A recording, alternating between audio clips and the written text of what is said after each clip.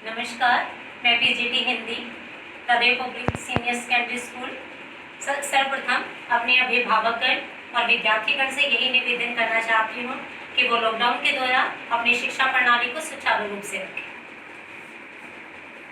5 मई 2020। सर्वप्रथम हम पाठ लेते हैं। पाठ 1 है जनसंचार अर्थात जनसंचार माध्यम। इसमें पहला प्रश्न आता है। प्रश्न 1, जनसंचार से आप क्या समझते हैं? दिखाई दे गया बेटा। जनसंचार यानी कि लोगों में विचारधारा को फैलाने की प्रवृत्ति। उत्तर की बात आती है तो हम इसका जवाब जानते हैं। संचार का सबसे महत्वपूर्ण प्रकार है जनसंचार अर्थात लोगों के बीच में भावाभिव्यक्ति को फैलाने का तरीका है, माध्यम है जनसंचार, जिसको अंग्रेजी भाषा में मास कम्युनिकेशन भी कहते हैं। जब हम व्यक्तियों के समूह के साथ प्रत्यक्ष संवाद के बजाय किसी तकनीकी या यांत्रिक माध्यम के जरिए समाज के एक विशाल वर्ग के साथ संवाद कायम करने की कोशिश करते हैं तो इस प्रणाली को जनसंचार कहा जाता है।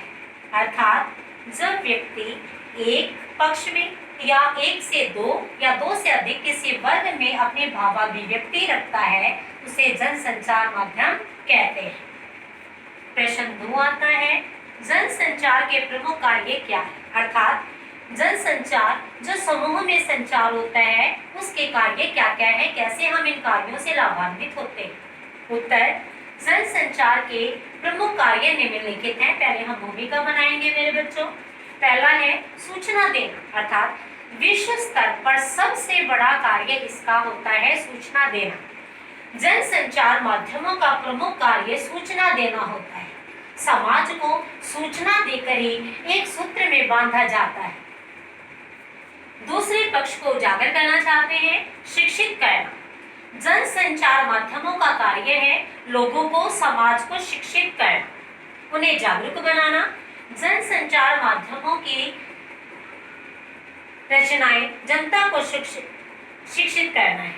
ठीक है, शिक्षित करना अर्थात इन माध्यमों के द्वारा, जैसे मैंने यहाँ जनसंचार के माध्यम अलग अलग परिभाषित करने का प्रयास किया है, मेरे बच्चे देख रहे हैं। पहले समाचार पत्र, रेडियो, टेलीविजन, इसे दूरदर्शन भी कहा जाता है। इंटरनेट जो वर्तमान समय में जनसंचार का एक ज्वलंत उदाहरण है। अर्थात सूचना देना इन माध्यमों के द्वारा प्रदान किया जाता है। शिक्षित भी समाचार पत्र, रेडियो, टेलीविजन, जनसंचार, इंटरनेट, इन माध्यमों के द्वारा सूचना दी भी जाती है और लोगों को, वर्ग को शिक्षित भी किया जाता है।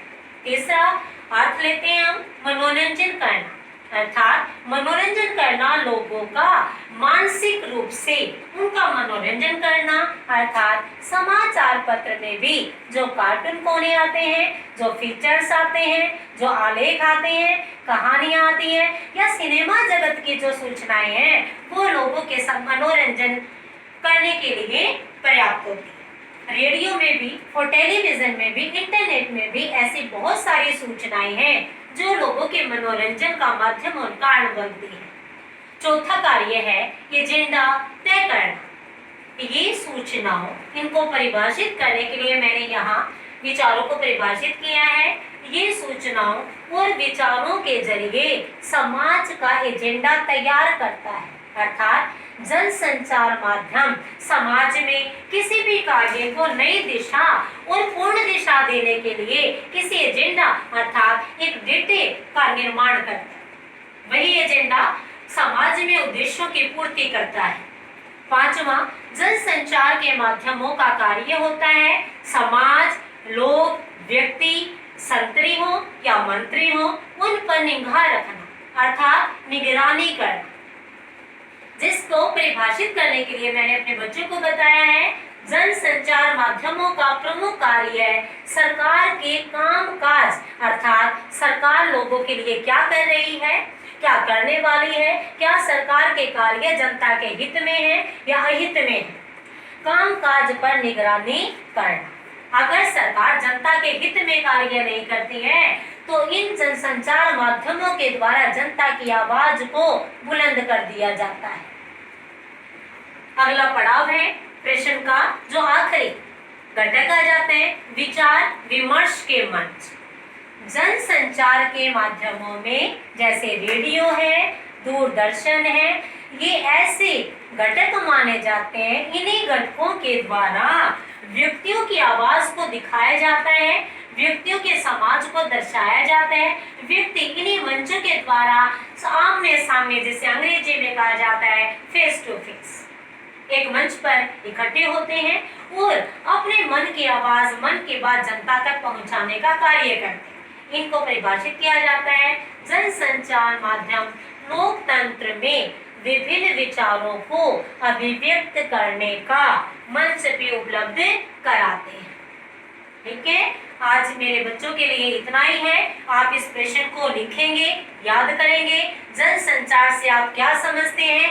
कई बार ये 1 अंक का भी आता है और मेरे प्यारे विद्यार्थियों कई बार ये 4 अंक का भी आ जाता है। जब 4 अंक आता है तो हम इसे परिभाषित करने के साथ साथ इस तरह से चित्रात्मकता शैली में भी प्रयोग करते हैं।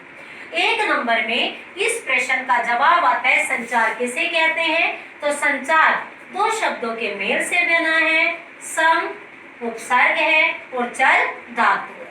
ठीक है बेटा, जिसका शाब्दिक अर्थ होता है चलना। यहाँ पाठ्य पुस्तक के विषय के अनुसार होता है विचारों का चलना। तो पहला प्रश्न आप कंप्लीट करेंगे, जनसंचार से आप क्या समझते हैं, और दूसरा है जनसंचार के प्रमुख कार्य निम्नलिखित है। बेटा आपको ये पूरा अपने फेल नोटबुक में करना है और कंठस्थ है।